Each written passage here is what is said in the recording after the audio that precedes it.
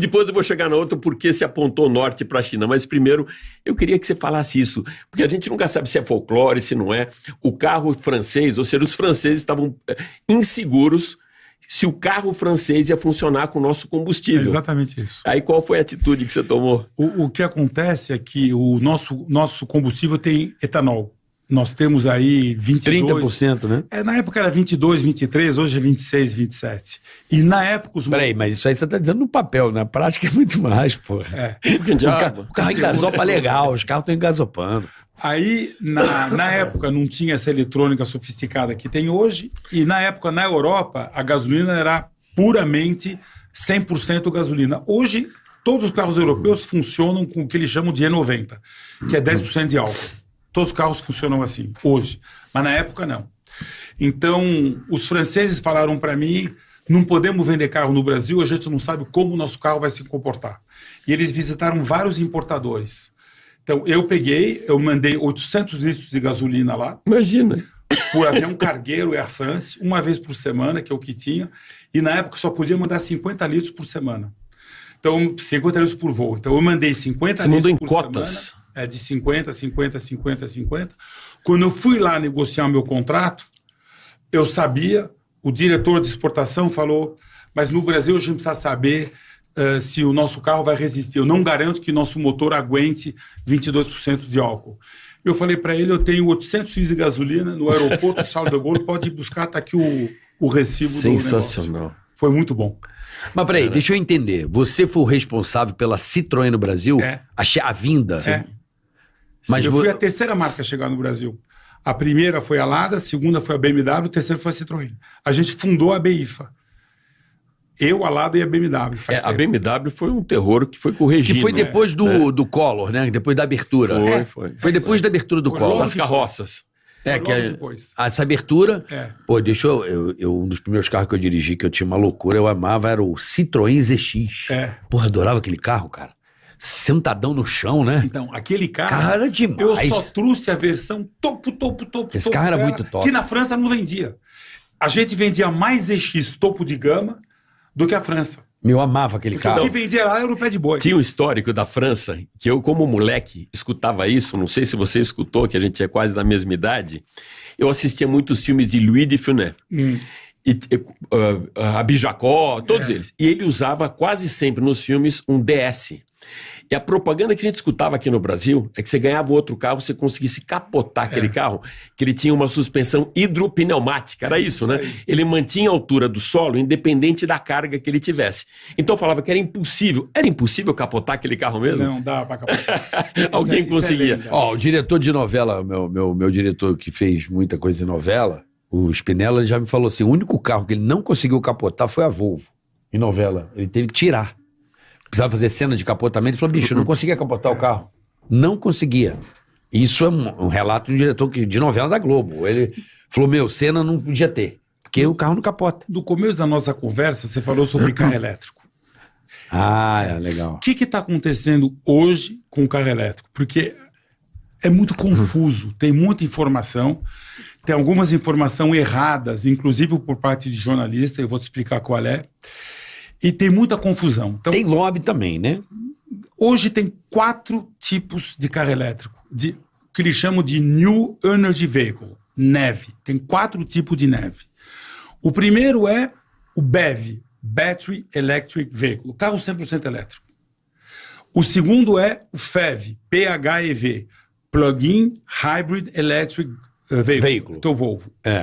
O teu Volvo XC60. Isso. O terceiro é o híbrido leve, o HEV, que tem vários tipos. Tem um Mild, tem um Light, etc. Mas é um HEV, que é o Toyota Corolla. Que você não faz o plug-in. Você não tem plug-in. E o terceiro, o quarto, é o EREV, Extended Range Electric Vehicle. O que é o EREV?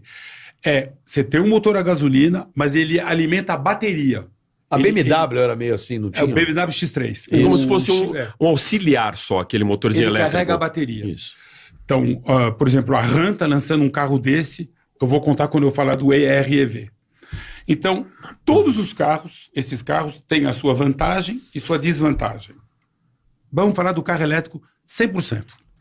O mercado de carro o ano passado foi 92 milhões de carros. 92. 10 é elétrico. Dos 100% elétrico. Esses 10 100% elétrico, 6 e pouco é na China, 2 e pouco na Europa, 1,100 nos Estados Unidos e 400 no resto do mundo. O resto do mundo não compra carro elétrico. Japão, 1%. O Japão não compra carro elétrico. Não compra. Não, por um monte de razão. Depois, se a gente tiver tempo, eu explico. Eles têm problemas de fonte energética lá também. Não é isso, não? Não.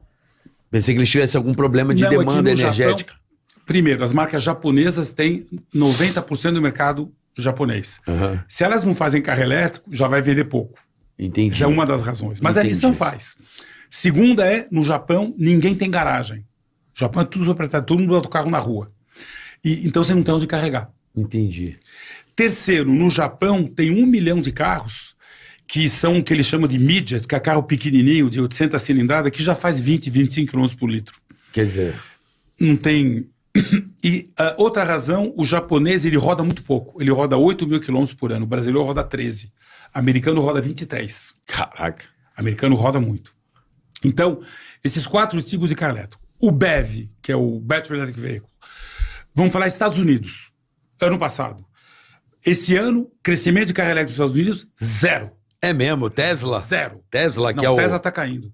Tá caindo? Está caindo a venda da Tesla. A ação só não caiu porque ele está falando do carro robótico. O dia que o carro robótico não sair, ou que ele não consegue fazer por um monte de razão, a ação vai desmoronar. Entendi. Porque a venda da Tesla está caindo. Não está aumentando. Caiu quanto? Caiu 8% no primeiro semestre desse ano. Pô, caiu bastante, hein? Mas eles valem 600 bi. Para justificar isso, eles têm que estar subindo desse jeito. Se estabilizar, o valor da empresa vai embora. Entendi. Mas eles estão falando de carro robótico. Carro robótico tem um monte de complicação. Depois, se você quiser, eu explico. Então, nos Estados Unidos, que é um país parecido conosco, 500 mil carros na Califórnia. A Califórnia é o seguinte... $100 mil de renda per capita, um PIB maior que a França, com 42 milhões de habitantes, mercado 2 milhões de carros por ano, ou seja, mercado brasileiro para 42 milhões de habitantes. Califórnia é outro planeta, dentro dos Estados Unidos, imagina em relação ao Brasil. País pequeno, 350 mil quilômetros quadrados, metade da França, e lá vende 500 mil Teslas, 500 mil carros elétricos, e a Tesla tem 70% do mercado, o ano passado. Esse ano tem menos. 500 mil carros na Tesla, na Califórnia. Na Califórnia, quando você compra um carro elétrico, você tem 7.500 do governo do estado, do governo federal, 7 mil do governo da Califórnia e 3 mil do governo do Los Angeles County. Depende da tua renda. Então, você tem aí $17 mil de ajuda governamental. Bônus. Então, o carro custa 47, você paga 30, preço de um Corolla. Porra, claro que vai vender 500 mil, mas parou de crescer. Entendi. Parou de crescer. Então, lá você tem 500 mil. Texas, Flórida, você tem mais 200 mil. Estados Unidos, fora esses 3 estados, share de carro elétrico, 3,5%. Olha aí. 3,5%. Só nesses estados mais... Que montou a infra mesmo, né? Então, outra coisa... Estou falando de carro 100% elétrico. Tem uma coisa nos Estados Unidos que chama Kelley Blue Book. O Kelley Blue Book é a Bíblia, é onde ele tem todo o valor de carro usado, quanto vale o carro zero, quanto vende, tudo. Pertence à Cox Automotive, que é uma empresa que só faz estatística no planeta Terra. Eles pesquisaram, nesses 7 primeiros meses, todo mundo que vendeu Tesla usado, o que eles compraram.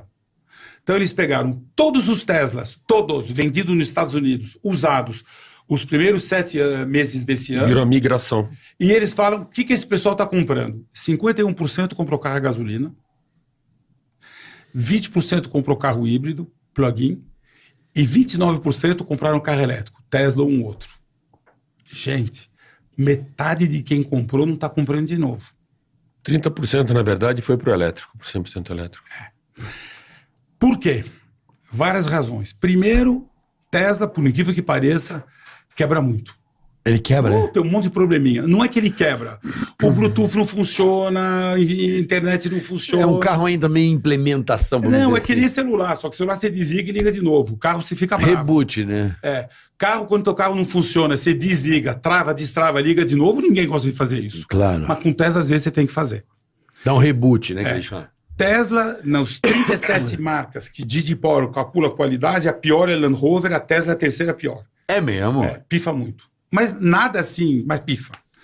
Então, primeira razão que o consumidor fala isso. Não reclame aqui, Segundo, dificuldade para carregar. Lá nos Estados Unidos. Ou seja, o cara tem dificuldade para carregar, não quer mais. Ele não tem... como é que eu posso dizer? É um trabalho que o cara tem a mais, né? Quer Se ele cumprir não aquele tem... protocolo, Não, eu tive uma experiência com o Tesla, assim, eu fiz Orlando para Miami. Um baita carro. Não, eu quis fazer essa... Eu fui fazer show em 400 Orlando. quilômetros, você deve ter carregado. Eu carreguei uma vez para tomar um café. Aí quando eu cheguei em Miami, olha que legal, o próprio carro destina você, olha que loucura isso, a um ponto para recarregar. Ele tem um mapeamento elétrico. Não é só isso não, é uma cotação de preço. Por exemplo, se você parar nesse posto, como ele está mais cheio, custa mais caro. Aí ele vai ali, que ali tá 92 centavos o minuto. Aqui tá 1 e 1.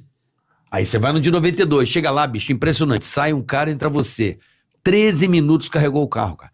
13 minutos. Eu falei, que isso, cara? 13 minutos. Mas aqui tá muito deficiente. Né? Aqui tem até um aplicativo Mas peraí, Miami. chamado Plug Share, mas não funciona. Ele falou que tá vazio, não tá vazio, tá cheio, não, mas tá quebrado, isso em Miami. Tá Mas peraí, eu tô falando da Flórida. Sim, sim. Né? Então, o BEV, esse ano, Europa tá em queda de...